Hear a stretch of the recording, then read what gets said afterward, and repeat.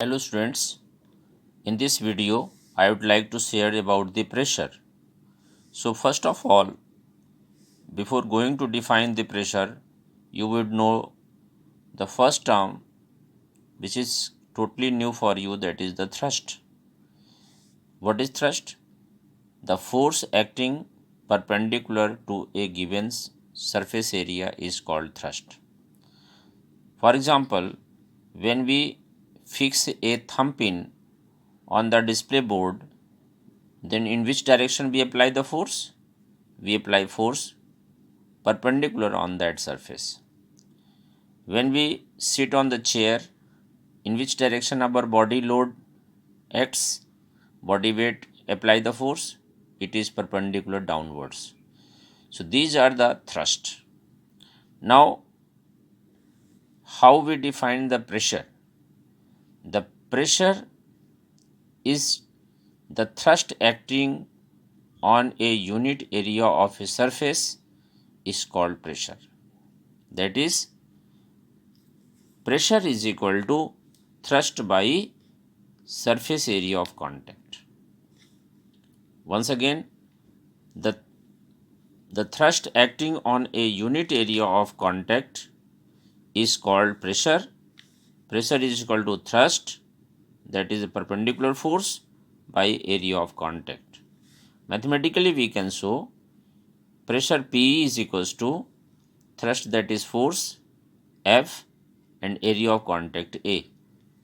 The SI unit of the pressure is Newton per meter square or Pascal, PA.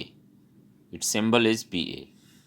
Since pressure acting on a body depends on both the thrust and area of contact, okay, therefore pressure to a given area of contact would vary according to the area of contact over which this force is acting. Means this force cannot decide how much pressure will be, but the area can decide that how much pressure will be. If we change the area by applying the same force, then pressure will be different. For example, when we use a sharp knife, its area is less, so the pressure is more, so easily it cuts the fruits and vegetable. Now take another blunt knife, its area is not so sharp, means its area of contact is more, therefore it is difficult to cut it because the pressure is now less, right? So the pressure depends on both the magnitude of the force applied and the area of contact. Just you take an example of this by solving this. Take a body of weight 100 Newton and its dimensions are 2 meter long, 1.5 meter broad and 0.5 meter high. To calculate the pressure, first of all we have to calculate the pressure in three different cases when its dimension, area of contact are different. Area of contact A1 is in contact with length into breadth. Area of contact is in contact, that is length into the height, and the area which is in contact with the surface, that is breadth into height. So A1 is equals to 2 into 1.5 meter, that is 3 meter square. This area of contact 2 meter into 0.5 meter is equals to 1 meter square. And A3, when its breadth and height are in contact with the surface, then it will be equal to 0.75 meter square. Our applied thrust is equals to weight, this is 100 Newton. So in first case, pressure is equal to F by A1. This is how much? 100 by 3. So after dividing we get 33.3 Newton per meter square or 33.3 Pascal. Now take another case. P2 is equals to F by A2. F is 100 Newton and A2 is 1 meter square. So 100 Newton by 100 Newton by 1 meter square is equal to 100 Newton per meter square or 100 Pascal. This is pressure in this case. Now how much pressure is applied by if this surface area is in contact? So F by A3, that is 100 Newton by 0.75. This will give you, change this into the whole number format. So by rationalize 100 into 100 by 75, 25 से इसको deduct करें, then we get 4 by 3. This gives us 400 by 3. This is equal to 133.3 Newton per meter square or 133.3 Pascal. So just you see that in three different cases the pressure is different.